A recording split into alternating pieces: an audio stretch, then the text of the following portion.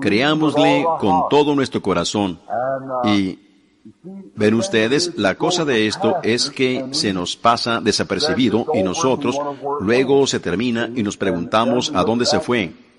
Ven, y luego miramos al pasado en la hora de nuestra muerte y miramos al pasado y pensamos, bueno, si yo hubiera, ven, cuando ya es demasiado tarde para entonces. De esa manera ha sido en cada edad, y la Biblia dice que será de esa manera en esta edad.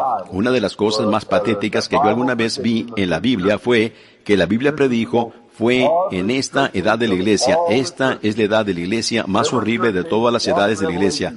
Toda edad de la iglesia, fíjense bien en Apocalipsis, en la edad de la Odisea, la edad de la iglesia pentecostal, que Cristo había sido echado fuera de su propia iglesia, parado afuera, tocando, tratando de volver a entrar en su propia iglesia. Ahora se mira como un llamamiento a pecadores, pero esa es una edad de la iglesia, la edad de la Odisea. Él había sido echado fuera por las organizaciones y cosas, ellos lo echaron fuera a él y adoptaron las cosas del mundo. Y él dijo, yo estoy a la puerta y llamo, afuera de su propia iglesia. Ninguna otra edad lo hizo, sino esta edad. Así que ustedes ven en dónde estamos parados. Cualquier mente espiritual sólida y verdadera puede captar eso, aprenderlo y seguir en ello. Ven ustedes, porque ustedes saben en dónde están. Muy pocos de esta edad serán tomados, como lo sabemos. Mucha gente está esperando un gran crecimiento, derramamiento y cosas. Solo recuerden, anótenlo en sus Biblias. Ustedes no lo verán. Eso es así, dice el Señor. Ven, ustedes no lo verán. Y es la edad de la iglesia se está terminando ahorita. Esta es la hora. Ella está para finalizar. Y Dios está sacando a su iglesia. Y Él ha predicho de esa edad de la Odisea tan tibia como para vomitarla de su boca. Y esa es exactamente la edad en la que estamos viviendo. Todo está dispuesto exactamente para el tiempo del fin y todo. Vemos a la iglesia en esa condición abatida, tibia, lo suficiente como para decir, bueno, se mira muy agradable, muy bien, quizás regrese otra vez al fin de la semana. Ven, allí está. Esa es la actitud de la iglesia. Es justo en ese tiempo que Dios toma a uno aquí y otro allá, y otro en el campo y otro y demás, para llevárselo. Así que mientras vemos que nos estamos acercando a esa edad, establezcámonos en la palabra de Dios, entremos en la palabra de Dios, el Espíritu de Dios en la palabra, y lleguemos a ser piedras vivas, edificando la casa del Dios viviente. Miren, esta noche yo quiero leer una porción de escritura que se encuentra en Génesis, el capítulo 22 y el versículo 14. Y llamó a Abraham el nombre de aquel lugar, Jehová proveerá.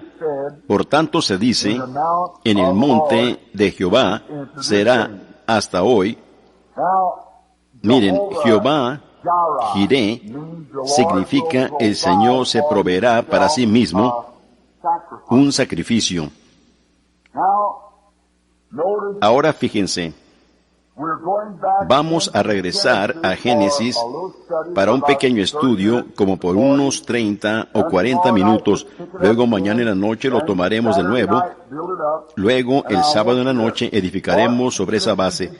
Y yo quiero que anoten las escrituras si ustedes desean.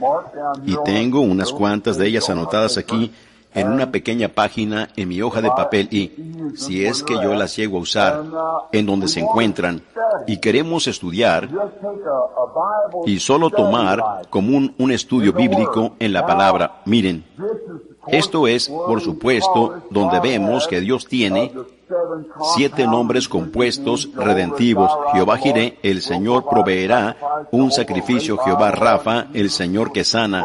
El Señor nuestro estandarte, el Señor nuestro escudo, y los demás. Él aparece en sus nombres compuestos redentivos. Y eso es cuando el ángel del Señor apareció allá en Houston, en aquella ocasión cuando ese ministro bautista estaba debatiendo con el hermano Bosworth. Él le hizo esa sola pregunta. Él dijo, Dr. Best, le voy a preguntar algo. ¿Fueron los nombres compuestos de Jehová aplicados a Jesús? ¿Sí o no? Solo contésteme sí o no. Y él no le contestó, porque ven, si él hubiera dicho sí, entonces ustedes no pueden separar sus nombres compuestos. Así que si él es Jehová Jireh, el sacrificio provisto del Señor, él también es Jehová Rafa, el que sana todas nuestras dolencias. Así que, y si él no es Jehová Rafa, tampoco es Jehová Jireh. nuestro Salvador. Así que si Él no es el sacrificio provisto de Dios, así que ustedes no los pueden separar. Eso lo concluyó. Solo se necesitó una sola escritura para concluirlo. Miren, la razón que yo he escogido regresar a Génesis es porque la palabra Génesis significa el principio. Y no hay una religión en la tierra hoy, no hay un culto en la tierra hoy, no hay nada en la tierra hoy que no pueda ser declarado en el libro de Génesis. Es el capítulo simiente. Regresa a la simiente. Ahora, si ustedes quieren saber algo de cualquier cosa, miren de dónde proviene y sigan el rastro hasta llegar a la simiente. Miren, yo voy a regresar para seguir el rastro de la iglesia, la verdadera iglesia, antes que empecemos en Apocalipsis, si el Señor provee, para permitirles a ustedes que vean cuál es la verdadera iglesia, en dónde empezó. Miren, pudiéramos regresar hasta llegar a Caín y Abel. Eso fue exactamente el principio. Allí estaba Caín, un hombre religioso. Allí estaba Abel, un hombre religioso. Y Abel y Caín, ambos siendo hermanos, vinieron y cada uno edificó un altar al este de la puerta del Edén. Allí ambos adoraron a Dios, ambos ofrecieron sacrificios, ambos edificaron iglesias, mejor dicho, altares, y ambos adoraron. El edificar una iglesia, el ofrecer sacrificios, el pagar sus diezmos y todo lo demás, y aún el adorar a Dios, no es contado como justicia a menos que ustedes vengan de la manera provista por Dios para ello. Porque si fuera así, de que ustedes solo necesitan ir a la iglesia, solo necesitan pertenecer y pagar sus diezmos y ofrendas y hacer sacrificio para edificar su iglesia, eso es lealtad. Todo eso está bien, todo eso es religión, pero todavía Dios rehusó a Caín a toda ofrenda que le ofreció. Y Caín era tan religioso como lo era Abel.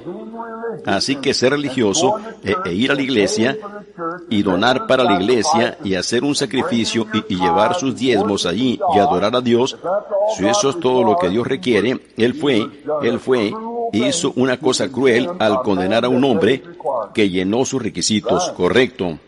Pero ven ustedes, hay camino que al hombre le parece derecho, pero su fin es camino de muerte. ¿Ven?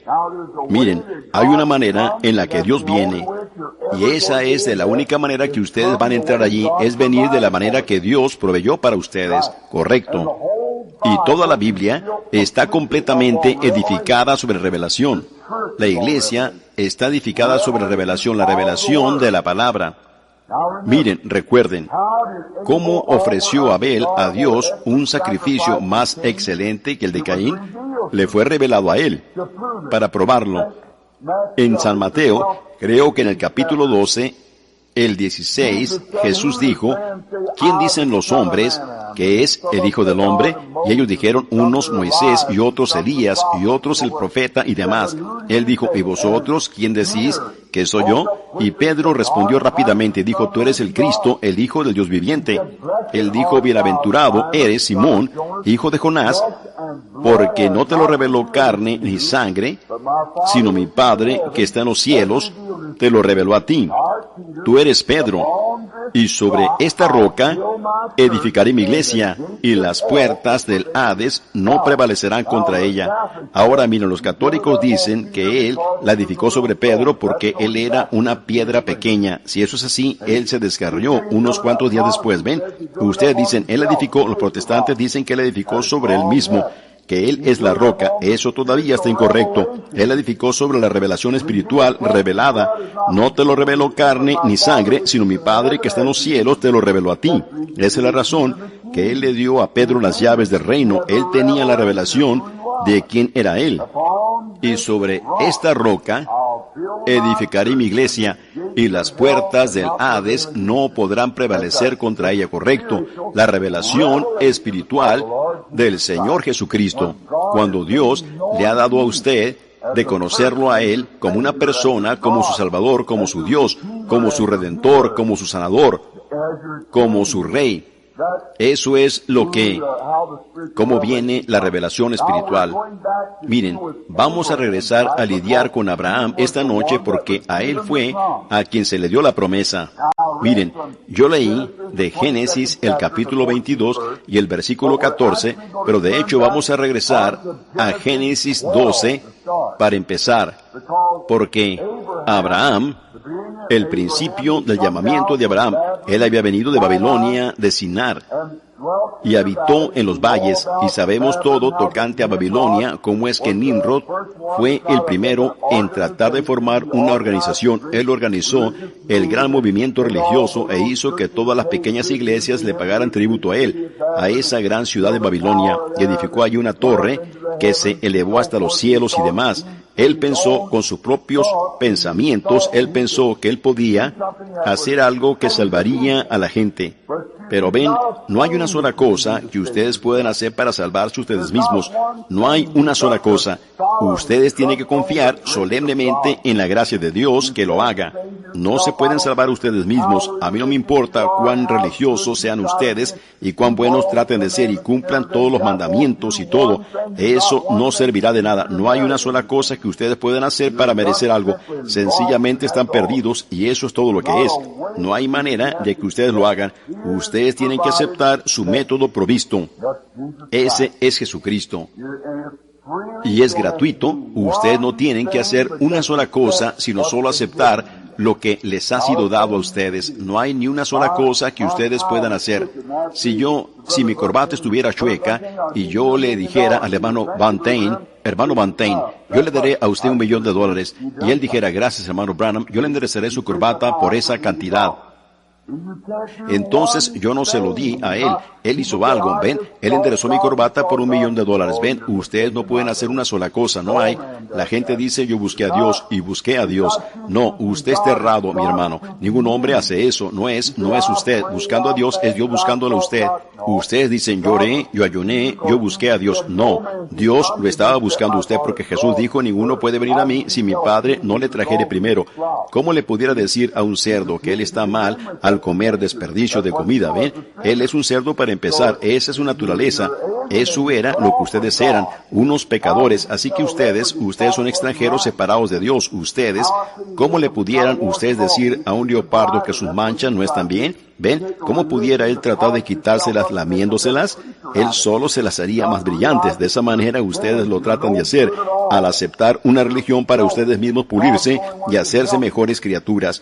Ustedes tienen que comprender que están muertos. Ustedes no son buenos para nada. Ustedes son sucios y Dios es el único que los puede ayudar, ¿correcto? Cuando ustedes hagan eso, entonces ustedes se están acercando al reino de Dios. Cuando ustedes se consideran que son nada y solo dependen solemnemente en Él y permiten que el Espíritu Santo los guíe. Eso es, yo pienso que a la iglesia se le ha predicado bastante. La cosa que ahora se necesita es regresar a la enseñanza y estar en el fundamento para que así ustedes sepan cómo edificarse ustedes mismos en Cristo. Y hemos edificado nuestras iglesias sobre sensaciones y sobre diferentes cosas, pero no podemos edificar sobre nada más sino sobre Cristo, la revelación de Jesucristo. Esa es la única cosa que podemos hacer, estando en Él. Ustedes están completos, sin Él ustedes están perdidos. No hay ninguna otra manera en el mundo por la cual ustedes puedan ser salvos. Miren, cuando Dios llamó a Abraham, él solo era un hombre común. Quiero que ustedes sepan que no tienen que ser alguna persona especial para que Dios los llame. Dios los llama a ustedes por elección. Y Abraham fue elegido. Él tenía 75 años de edad antes que Dios lo llamara. Y él se había casado con su media hermana, Sara, y habían estado viviendo juntos por años, y ella era estéril. Miren, y él salió con su padre en el grupo que salió de Babilonia, y llegó allí con los caldeos en la ciudad de Ur. Quizás vivió en una tienda, como ellos vivían en aquel día, la mayoría de ellos y la gente pobre, y él, su dieta probablemente consistía en cerezas y demás, y la carne de algún animal que mataba en los matorrales, y él vivía una vida bastante tranquila, pero un día Dios le habló a él. Miren, ahí está la diferencia. Cuando Dios le habla a un hombre, él pudiera haber sido religioso, él pudiera haber sido, si alguno alguna vez ha leído las dos Babilonias de Hislop y los demás, y ha visto la historia antigua de cómo ellos tenían una mujer allá que era una sacerdotisa o algo, y ellos tenían raíces de árboles y dioses que usaban, y todas las otras cosas que él, igual que Jacob, tenía en sus medios entre su tribu cuando huyó de su suegro. Así que ellos tenían toda clase de ideas raras, pero Dios llamó a Abraham como un individuo cuando él tenía 75 años de edad e hizo un pacto con él. Miren, yo quiero que se fijen, cuando Dios hizo su primer pacto, el pacto con Adán, el pacto adámico él lo hizo entre él y Adán. Y el hombre fue y rompió su pacto. Y todo el tiempo que un hombre hace un pacto con Dios, él lo rompe. Pero este pacto no fue hecho entre Dios y el hombre. Dios hizo este pacto consigo mismo. Es completamente gracia. No hay ley en lo absoluto en ello. Él nunca dijo, si tú haces cierta cosa. Él dijo, yo te he bendecido. Yo te he hecho padre de naciones. Yo te he hecho. El pacto es completamente gracia. No hay ley en lo absoluto en ello. Cuán hermoso es. La única cosa que Abraham, él no lo hizo únicamente con Abraham. Miren, escuchen. Él no lo hizo únicamente con Abraham, sino con su simiente después de él. Abraham y su simiente después de él. El pacto fue hecho incondicionalmente para Abraham y su simiente. Ustedes dicen, bueno, ¿esos serían los judíos? No, Señor. Esas son las naciones. Yo te he hecho padre de muchas naciones. ¿Se fijaron ustedes que su nombre era A-B-R-A-H-A-M? Mejor dicho, Abraham. A-B-R-A-M, Abraham. Entonces, cuando él cambió su nombre, él le dio a él el nombre de A-B-R-A-H-A-M, Abraham, recibiendo su propio nombre Elohim. ¿Ven? Haciéndole un padre. Él es Elohim. Y él lo cambió y puso parte de su nombre en Abraham, porque él, por medio de la promesa, iba a venir por medio de su simiente, iba a ser padre de naciones, Abraham. Le cambió su nombre, puso parte de su nombre en el de él, ahora haciéndolo padre de naciones. Ahora, fíjense, a Abraham y a su simiente después de él, no a sus simientes, sino a la simiente después de él. Abraham tuvo muchos hijos, pero el prometido era por medio de Isaac, y por medio de Isaac vino Cristo, la simiente real, la verdadera simiente de Abraham. Ahora fíjense, ustedes dicen, bueno, hermano Branham, ¿qué somos nosotros entonces? Si vosotros sois de Cristo, Gálatas 3, si vosotros sois de Cristo, ciertamente linaje de Abraham sois y herederos con él según la promesa. ¿Cómo llegamos a estar en Cristo? Si ustedes están muertos a ustedes mismos y nacidos en Cristo, ustedes son simiente de Abraham y herederos de la promesa con Abraham.